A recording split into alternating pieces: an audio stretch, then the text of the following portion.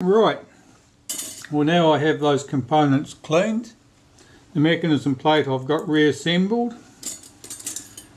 That spring that I said appeared to create a bit of drag, I got another spring from another shutter, checked it, and the two appeared virtually identical in terms of their angles. The only difference being that the one from the other shutter was shiny. It had a bright finish, and this one has a very dull finish. And there may be some difference in tension between the two springs, but I think the finish of the spring, the surface finish, was enough to make a lot of difference. So I used the spring from the second shutter, the part shutter, and there's virtually very little drag. That's just nice and smooth. It drops into its detent position quite snappily, but there's very little drag. So I think that that spring was a problem. I think that it was creating too much drag. Right, to get the blades in position, we move our blade actuating ring towards the post, flip it over, and we can start stacking the blades. Now the blades are all laid out in order, ready to go on. I'll just check that my tweezers are nice and clean before I pick these blades up that I've just spent 5 minutes cleaning, and we'll lay them on in order. So our first blade goes here, where that little U-shaped cutout is. That's our first blade. These are going in the open position. The second blade is a different shape. It's got quite a steep cutout here, and that's to clear the shaft coming through this hole. Third blade is just the standard shape, same as the first blade.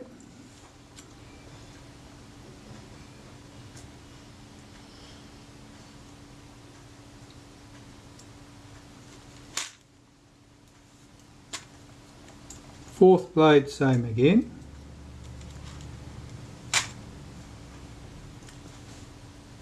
Fifth blade, same again.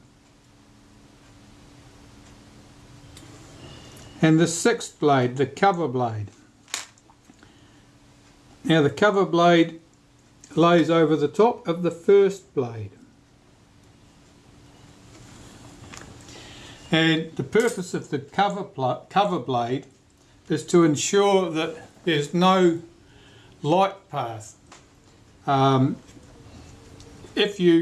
light rays striking the shutter at an oblique angle, which they can achieve quite readily if there's no shutter on an interchangeable lens camera, have no light path if there's a cover blade on the underside. Otherwise it's possible you would get one. So I've just slightly closed that shutter, those blades, to bring them in. And I'm just going to quickly clean the shutter case, although it looked very, very clean to me. Just giving that a wipe. Make sure there's no traces of oil or contaminants there. That all looks very good. And this can be lowered into position. So I've got to lower it into the correct position. Now the case has a square hole in the back of it, and that square hole fits over this post here. That's how you can tell you've got it in the right position. The case has this boss on it. You have to sort of hook that over the edge of the plate, mechanism plate, in order to get this to fit and lower it into place.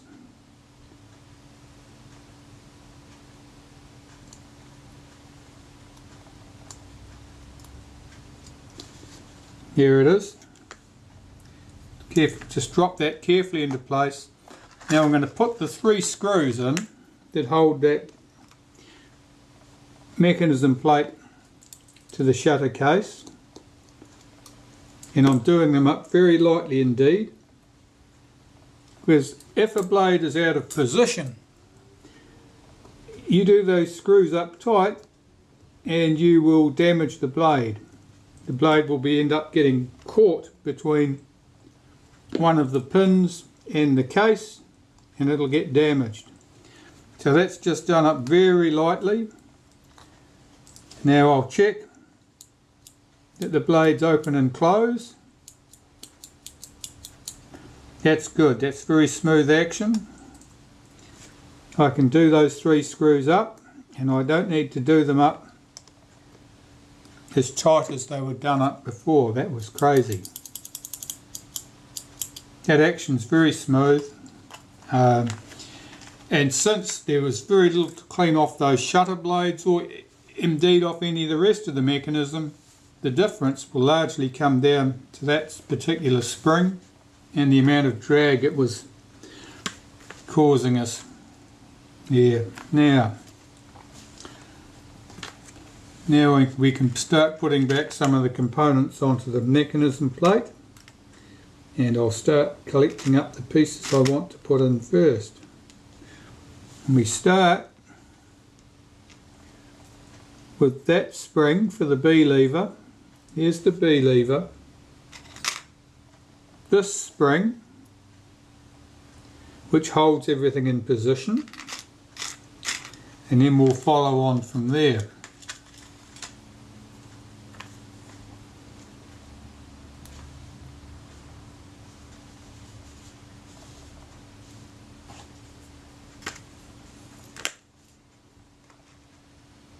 These springs are, of course, being springs, inclined to bugger off into the furthest reaches of the room as soon as you look the wrong way, so you have to be extremely careful when you're handling them with your tweezers. Squeeze too hard and they take off. Don't squeeze hard enough and they fall out. It's always a challenge. So I'm going to move those blades into the open position so that the B lever can drop down into position, and hook it behind that spring I have just put into place.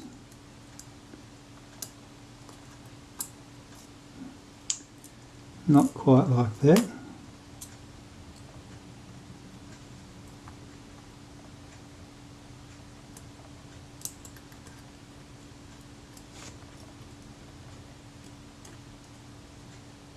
That's it. And the spring's in place. That's good. Now its retaining spring here, screw, also has the spring on it to return the self-timer lever. So this is always a bit of an act to get into place.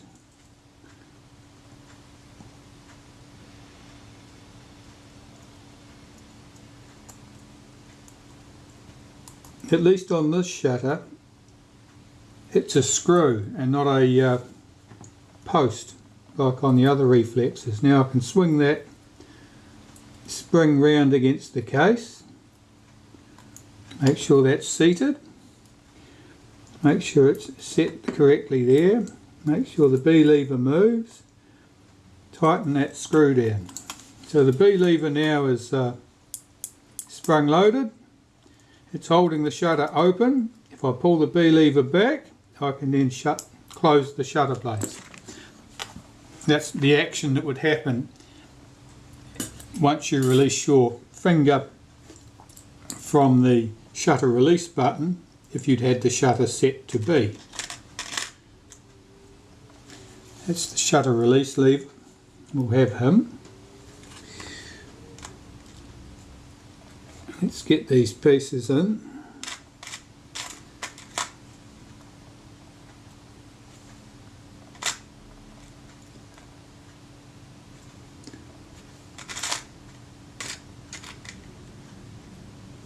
There's that spring that it did its best to get away from me earlier. It's still trying hard.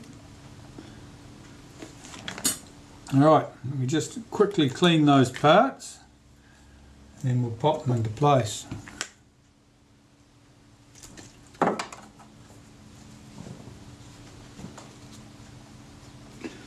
And all I'm doing is giving them a quick swab to make sure there's no grease or contaminants on there that's going to cause me any problems.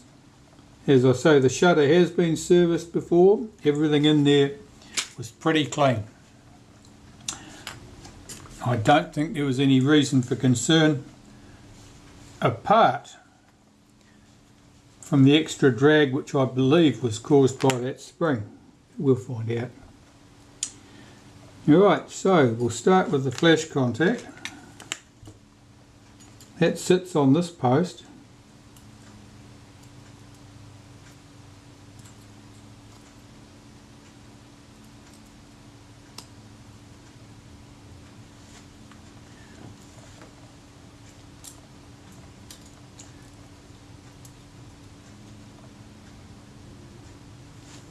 Just checking the action of this lever to make sure that it's smooth, doesn't stick at all. Looks good.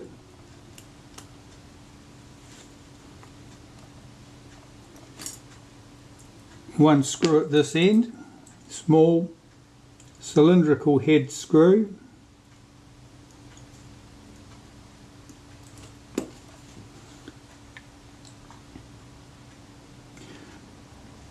We have a spring at this end. Place it on like that. The screw here's got a step underneath the head of it to locate that spring.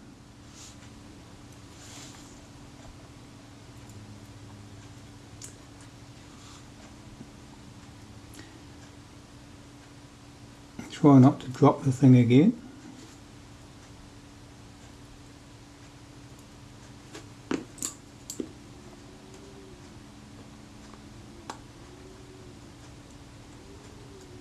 Check that the spring is free to move under there, that it hasn't been trapped under the screw, that it's just sitting around the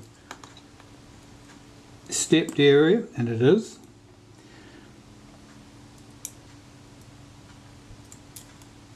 And the spring hooks into a tiny slot in the back of this lever. It keeps it in position. That's good. Here's our shutter release. That can drop down to the case here. It has to hook to the inside of the B lever, and then we need to hook its return spring all the way back over the top of that screw head and beyond, so that its spring is trapped under this plate here. So there's a lot of return spring tension on there.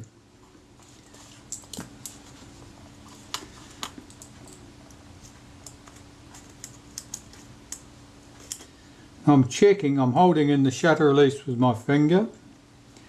I'm checking that the shutter can travel all the way to the position where the B lever drops in without a large amount of pressure. If the flash terminal is too far out, it creates a lot of pressure there, so the shutter is reluctant to continue and finish the opening stroke. Yeah, that's certainly too tight. So I'm just going to adjust that spring slightly to back off the tension on it. It needs to just make contact as the shutter blades are fully open.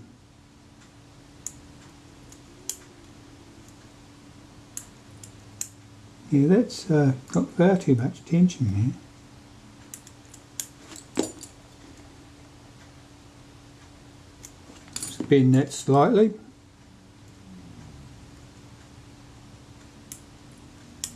That's better.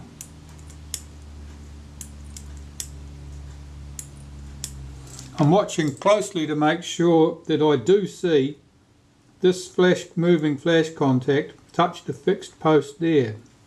There's a bit of spring tension on that, and you can see them make. And if you can see it, that it physically does touch it, you can tell by the movement, then your flash is going to work.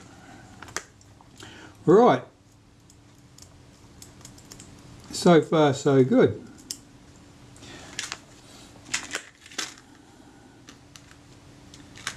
Our main drive spring and the main drive cam can now be fitted. There's the cam.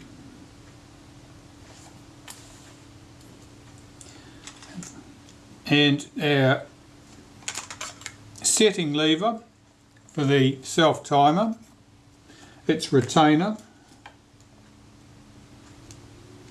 and the 3 screws for the retainer can also be fitted.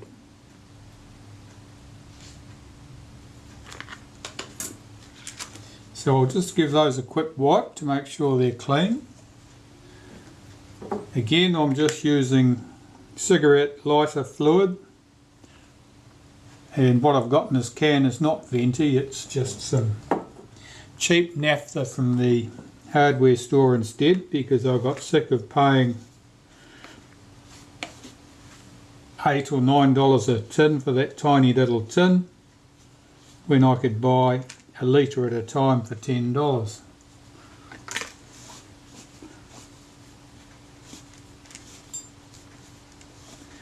But that is a handy size dispenser to have on the workbench, so I just refill them.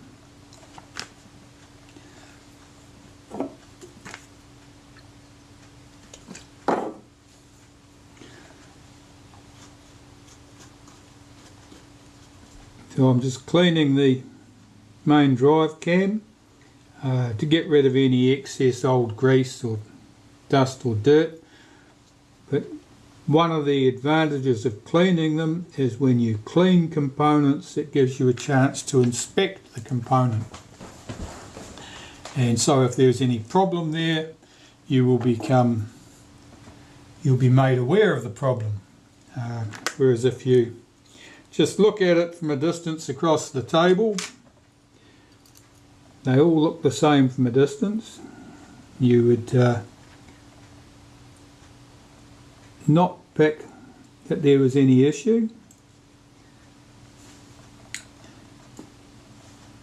And it would just go straight back into the camera as it was. Now see if I can hook this into position. Just got to pull back that catch. I should be able to drop this down, I think. I know it fell out of the shutter while I was doing not very much.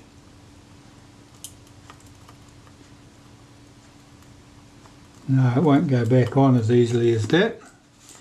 It will fall off, but it won't fall back on. Let me just take this retainer off.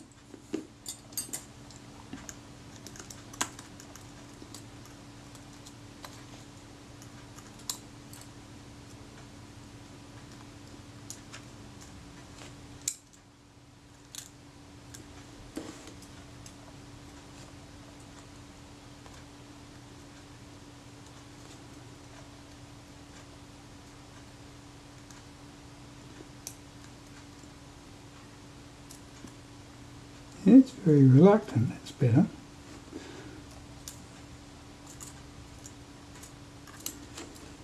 It's quite a neat fit over that post, and you can't get it on there squarely, it doesn't want to fit at all.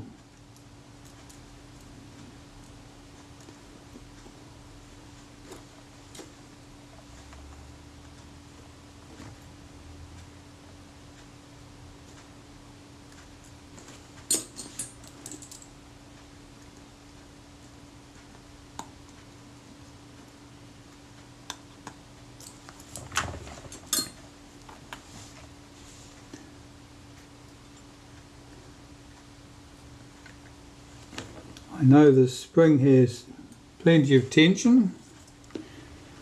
It's a sterling example of the type.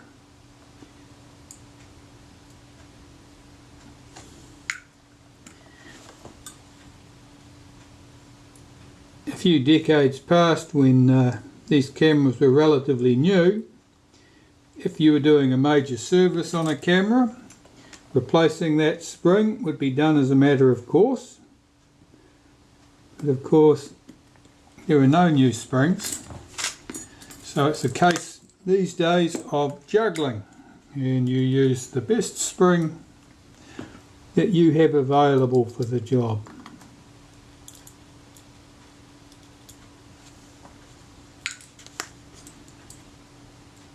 Check that we can cock the shutter and check that the shutter will release.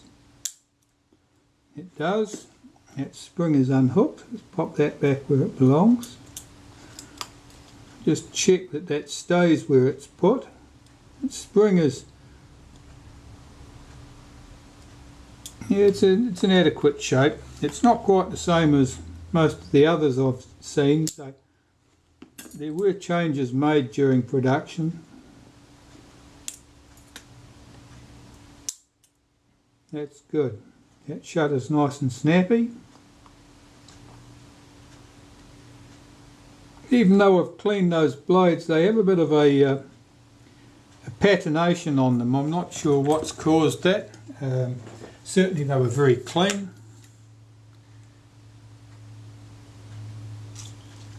Some sort of surface oxidation perhaps. I'll just see if I can try this solvent, see if it removes any. No, it stays absolutely the same. Yep, so those blades are back in the positions they were originally, but they may not necessarily be back in the position they were when the shutter was first made.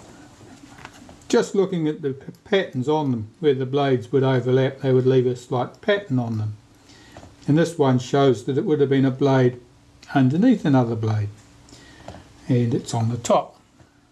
Now I didn't mix up the order, so I could only presume the previous person did. It's not critical. It really won't make any difference to the way the shutter functions. Now, this lever. Again, I'm just checking to make sure there's no oil or grease or other rubbish that I don't wish to see. And the retainer, just checking that that's clean, and it is. As I said earlier, the shutter is basically very clean.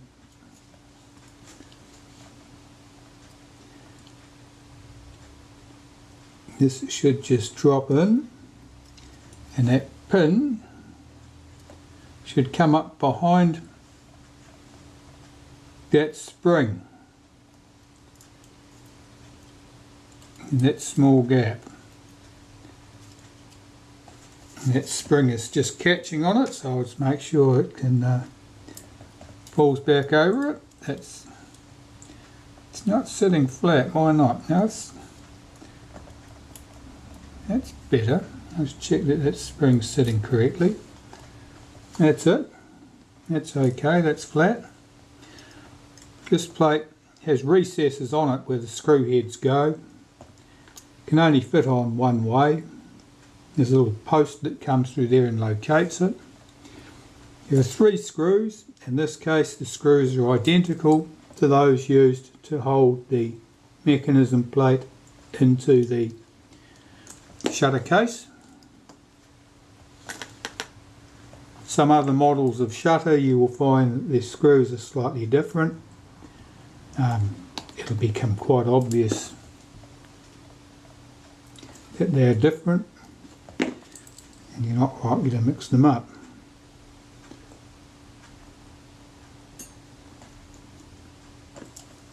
That's fine. Just checking that that lever is spring tensioned and it drops back to the rest position smoothly.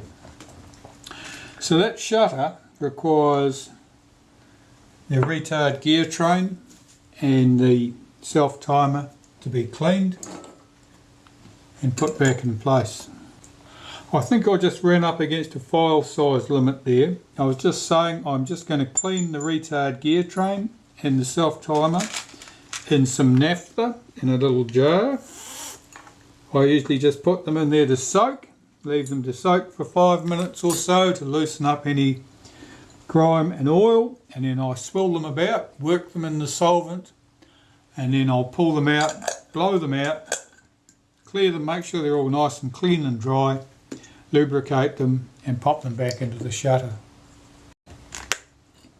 Alright, let's give these retard gear train and the self timer, I'll run through the solvent once or twice.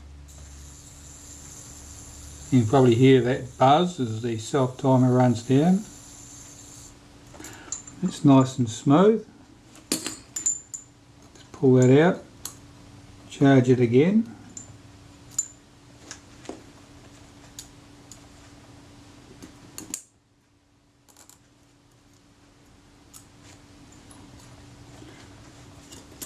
Just making sure that it runs down smoothly, that there are no obvious catching sounds like it's sticking.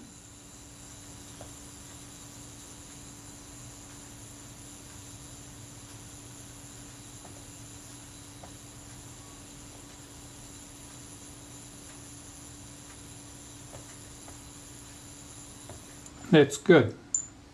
It should just be a fairly nice, smooth, continuous buzz.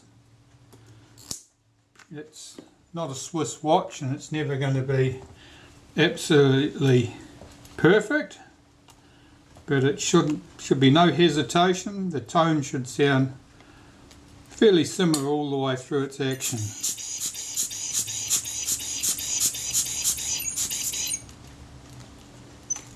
Here I'm just blowing out the solvent, and I'm just going to run it and listen to it.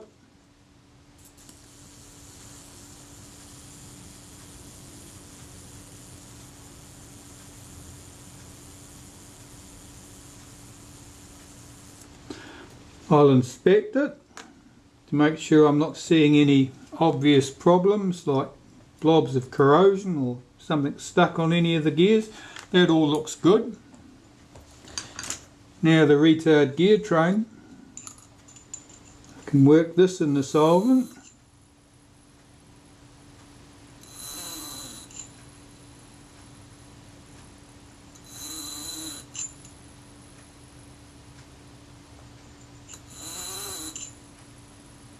I'm listening and watching to make sure that the action is smooth, doesn't hesitate. It all sounds good.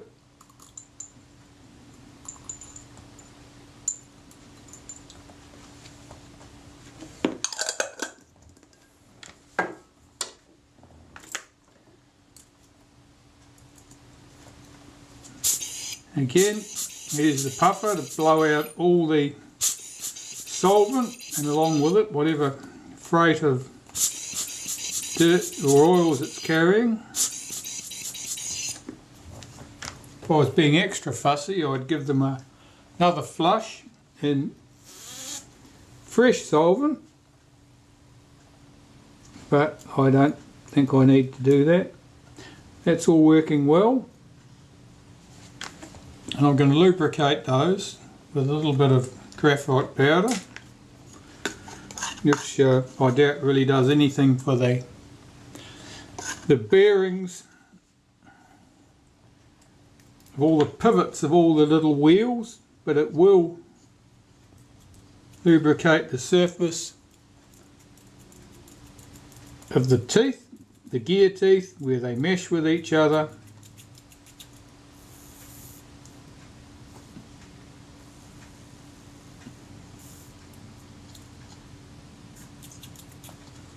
And that the pallet and the pallet wheel rolls smoothly and reliably. And I'll do the same for the delay action.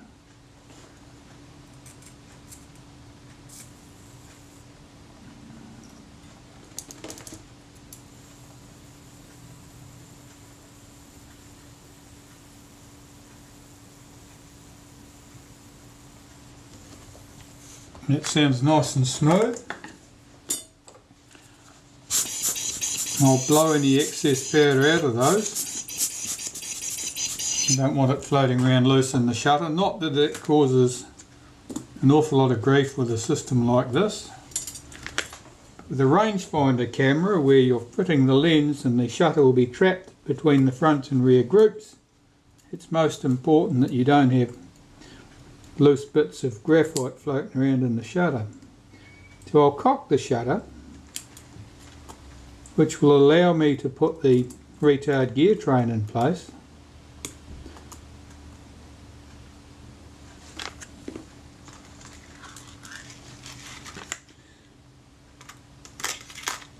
Find the correct screws.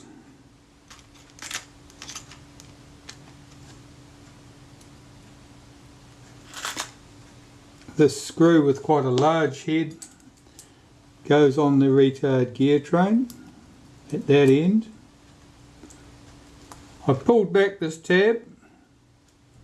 The other end of that tab hits against a boss on the blade actuating ring, and so that as the blade actuating ring hits that particular position at the end of the travel, the retard gear train is effectively disconnected.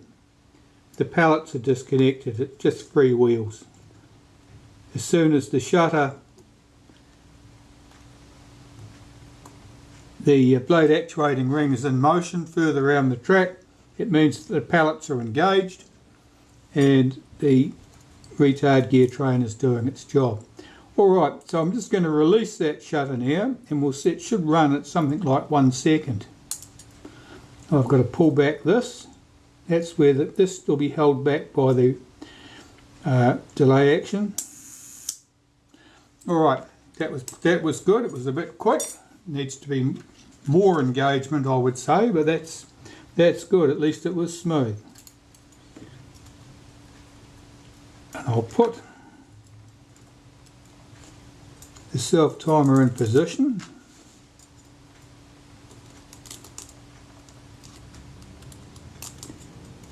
I have to hook that tab. Pull that out. Let's just pull that lever out. Got to hook that tab over the post on the setting ring.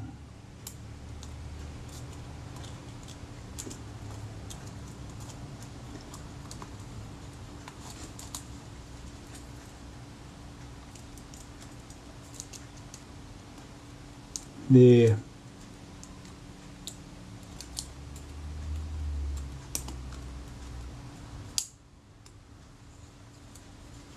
Doesn't want to go over.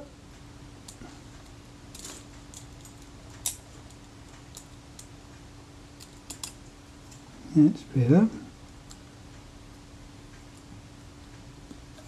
It does want to go over. Well, I ran out of space on that card, so I got that one busy downloading to the computer and dropped another card in here. I did get the self timer hooked over the post.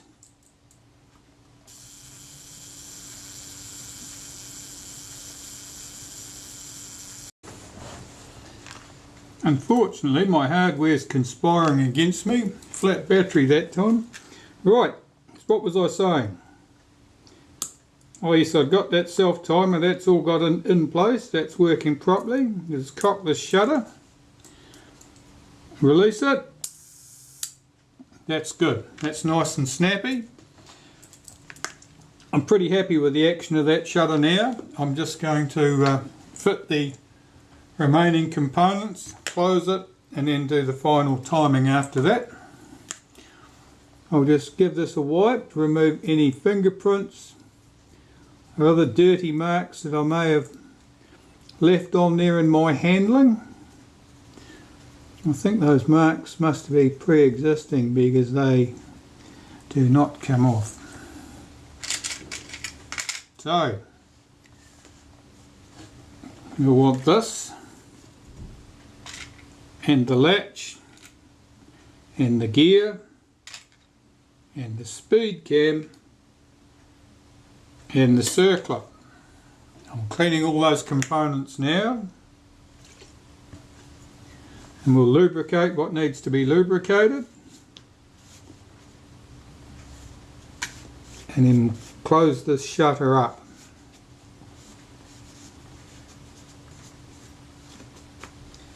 On these shutters you have access to the screw that holds the retard gear train in through the shutter, through the speed cam there, and it means that you can close the shutter and then make your adjustments to the position of the retard gear train to get your speeds right. With the rangefinder cameras you are limited to removing the speed cam each time, making a change, putting the speed cam and everything back on. Again, as before, I'm checking to make sure I remove any old grease. I'm particularly concerned that some of the old grease may have been thickened and sticky and was causing stuff to drag instead of running smoothly. That all looks good. So, a little bit of molybdenum paste on the shaft, and drop that into position. Take the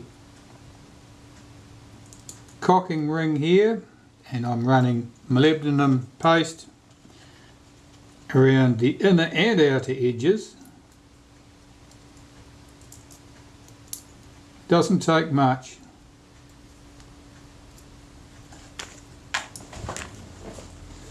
And this is a bit of an act getting this thing hooked in. That hook has to go across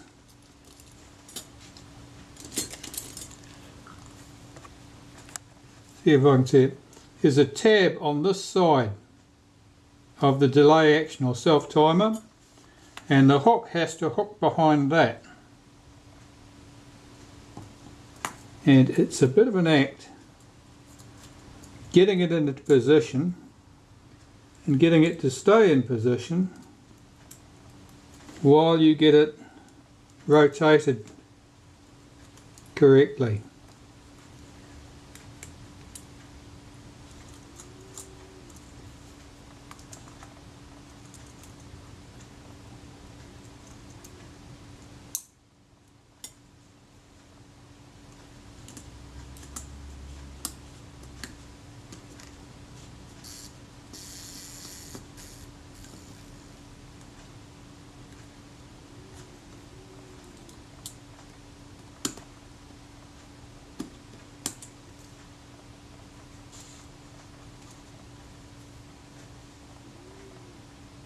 That's correct.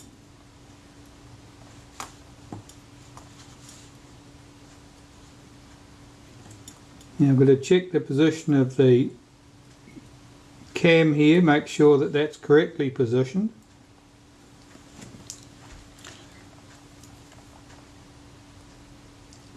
And I'm pretty sure that's right.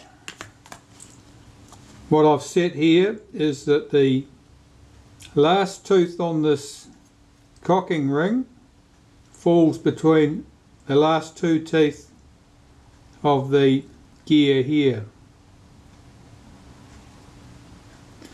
That looks right. Now the latch has to go in.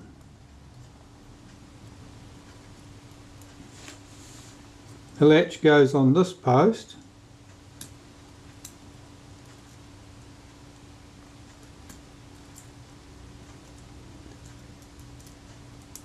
And because it's spring loaded, it's a bit of an act to wriggle it into position.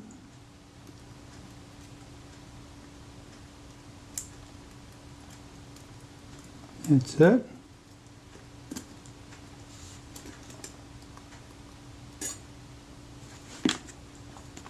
The speed setting ring or speed cam here. So I'm running some molybdenum around the inside edge where it runs against the shutter, the lens tube, and some around the cam surfaces around the outside, particularly here where it runs on the B lever.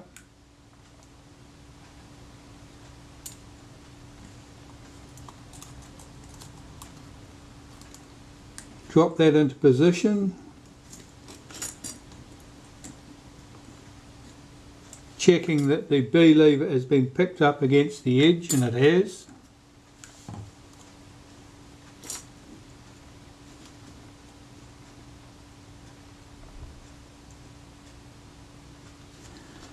And I'll pop the retaining ring, the circlip, in place. I'm checking that the speed ring rotates smoothly. It's catching somewhere. I'm watching to see where it's catching. The B lever, it's reluctant to lift that.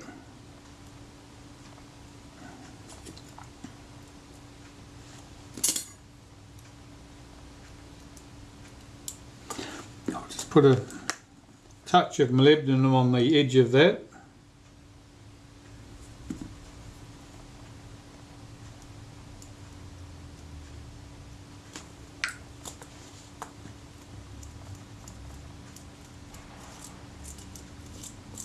That's good. Now if I cock the shutter,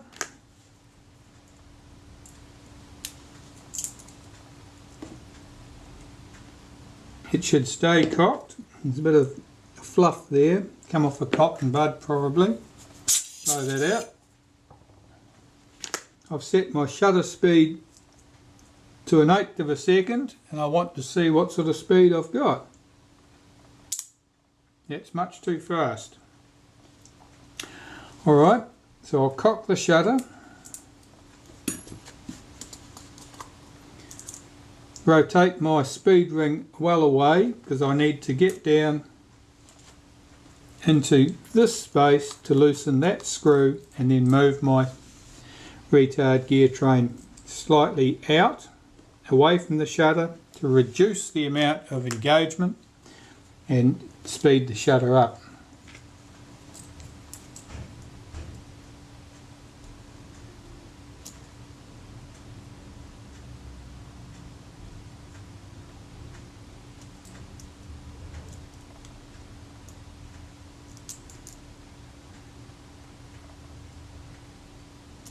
Too much, I suspect. Snip that back up, test it again. Yes, that's too fast. Do I need to increase the amount of engagement, not decrease the amount of engagement?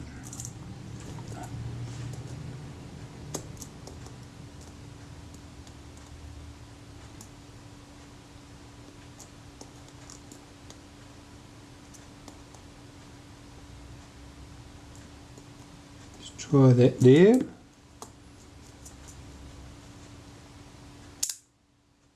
That's close.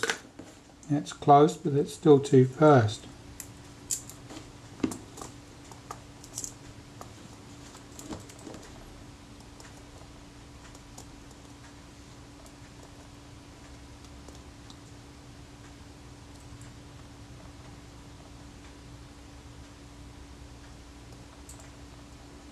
Because this shutter has such an enthusiastic main spring, it probably requires more engagement than a more tired shutter would. That's closer. I'll just check that again, and I'll check the 1/15 of a second speed and see how that sounds. It's slightly fast still. Let me just try one more adjustment. What I'm doing is I'm loosening the fixing screw on the retard gear train at this end, and you can shift the gear train over. That's probably too much. You can shift the gear train over because it has an elongated hole there so that you've got some adjustment. That is definitely too slow. So somewhere back between the two.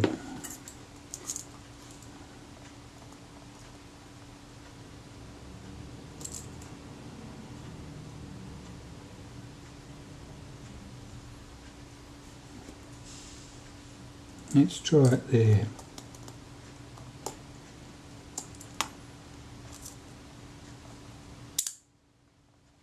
That sounds a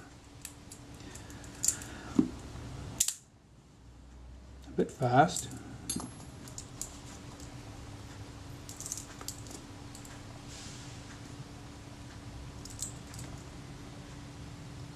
In an ideal world you would have a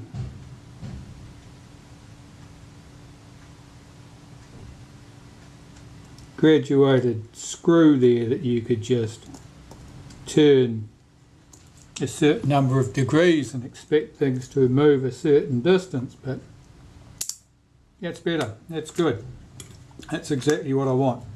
And I will test that on my shutter speed tester, but I suspect that that's exactly what I need it to be.